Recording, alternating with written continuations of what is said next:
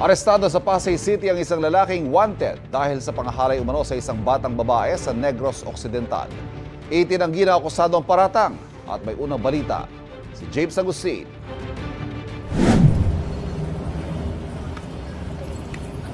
Nagpupumiglas pa kaya nahirapan ng mga operatiba ng Batasan Police Station na padapain ng lalaking ito na target ng bitbit nilang warrant of arrest para sa kasong statutory rape.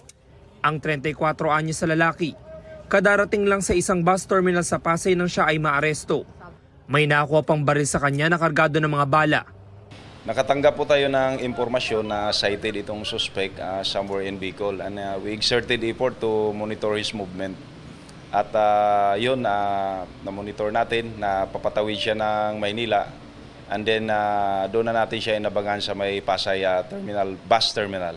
Ayon sa pulisya, nangyari ang krimen Pebrero noong nakaraang taon sa Manapla, Negros Occidental. 12 anyos ang babaeng biktima ng pangahalay. Pumunta itong suspect sa Manapla, Negros Occidental. At doon ay nakapag-commit siya ng crime, ng rape ito ng minor, at na-issuean siya ng warrant of arrest doon.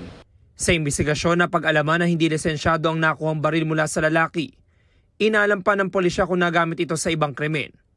Yung baril ay submit natin sa crime lab for ballistic examination.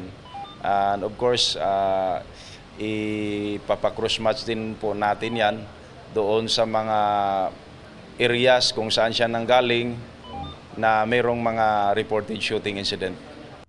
Inihanda na ang mga dokumento para sa return of warrant sa kasong statutory rape na kinakaharap na lalaki.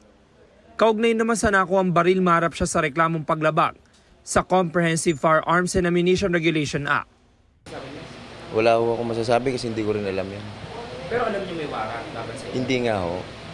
Sir, nung nahulihan daw kayo ng baril na in possession, ano Yun talaga, totoo po.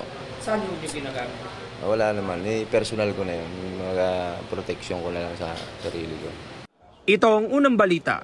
James Agustin para sa GMA Integrated News.